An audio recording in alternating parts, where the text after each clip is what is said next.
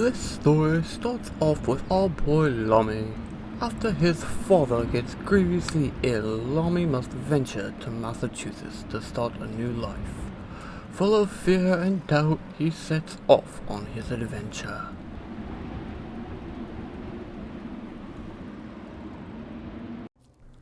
You need to go, Lami. Don't stay here rotting in this cabin like me for the rest of your life.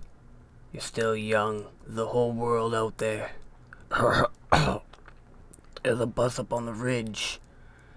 Take the tow truck. You pull it out and go see Jarman.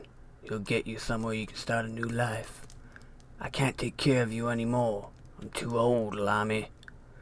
And this place, it's only getting worse. It's no place for you. Never was. Truth is, I regret dragging you out here. You need to leave, Lami. I love you, son. Don't forget that. And so Lami sets out on his adventure, off into the frozen wasteland.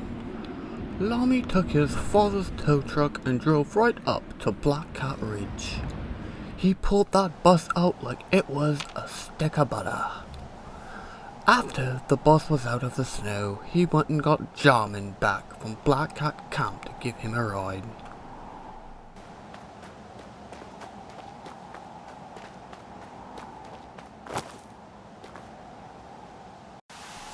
Oh, hey there, Lami. Thanks for putting out the bus. I've been waiting to drive this baby for a while. Yeah! Next stop, Massachusetts. Buckle up there, buddy.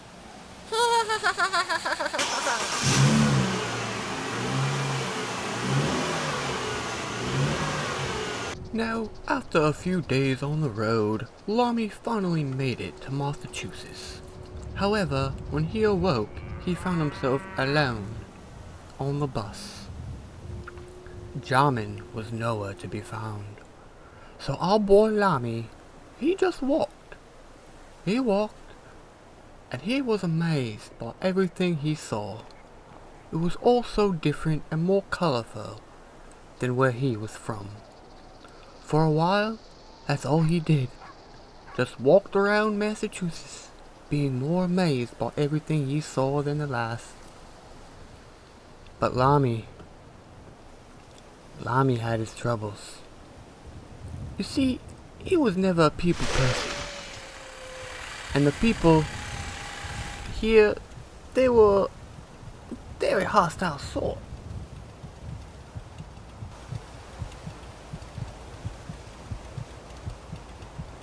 Lami had quickly done things he never thought he was capable of.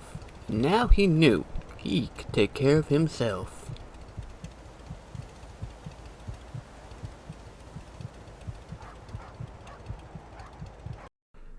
Now, after about a month of traveling around the Commonwealth, he found himself on the other side of Massachusetts.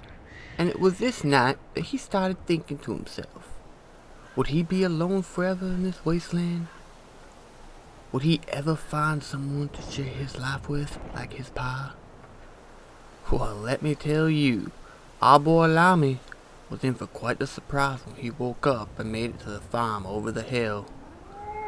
But for now, Lami just sat there, looking up at the moon, wondering.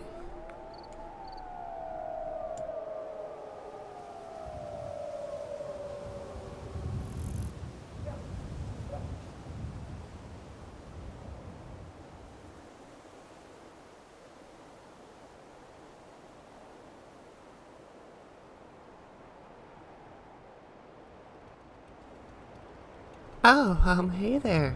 Like your chainsaw. What's your name? There he met a girl. Yeah, that's right. Our boy Lami met a girl. What are the chances?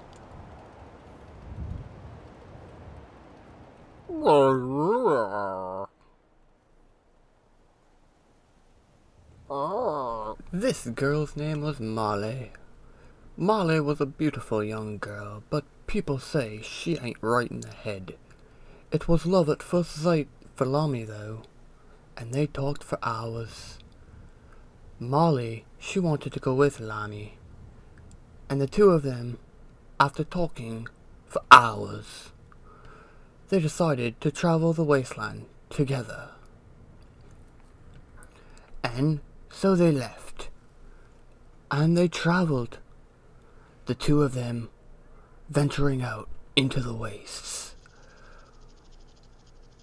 Until one day they came across a town that was already built, but almost like someone had abandoned it. So Lami and Marley, they made a life for themselves there.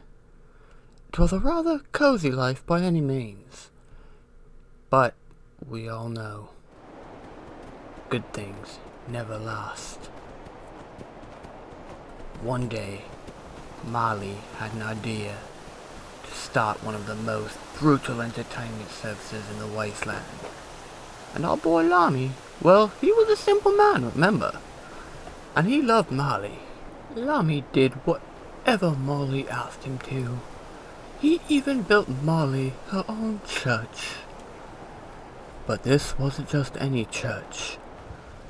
This was the church of Marley's fevered dreams.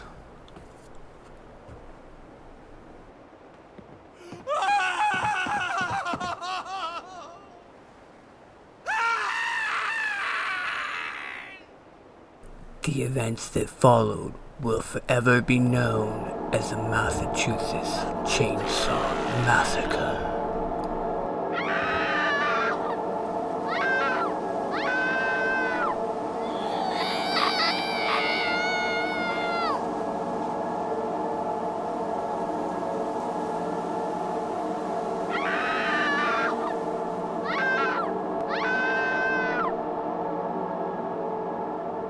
Marley and Lami went out into the waste to get more people. Marley said they always need more people, and Lami got them, bringing them back to Sanctuary Hills to be sold off, tortured, turned into food.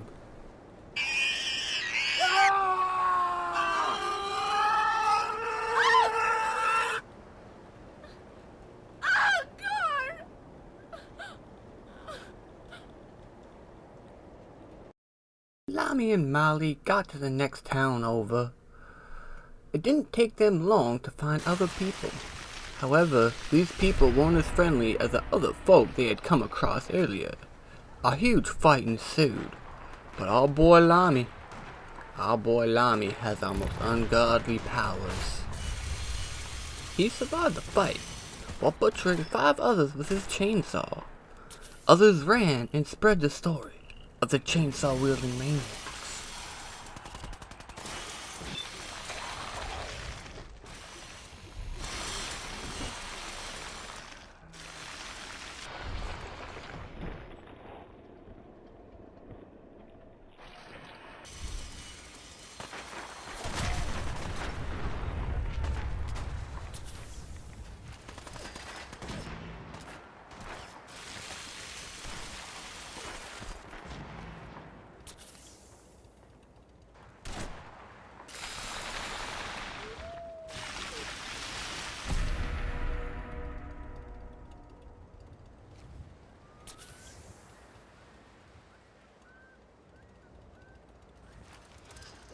After all the fighting, this Looney Tune decides to call down to Lami and Marley for help.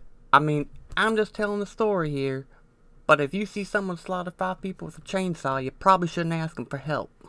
Oh my guys! Up here, guys! Up here! Up here, guys! Up here! There's more people inside! Up here, guys!